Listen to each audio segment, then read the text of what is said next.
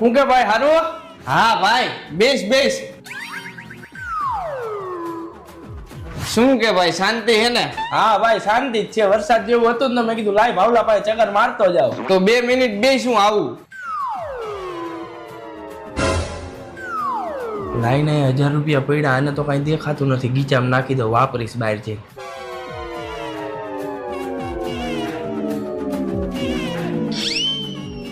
લે ભાઈ મીઠાઈ ખા.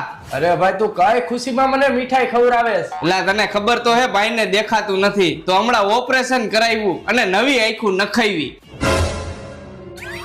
ઓલા 1000 રૂપિયા અહીંથી લીધા ને પાછા મેકી દે. હવે મેં નવી આંખું નખાવી.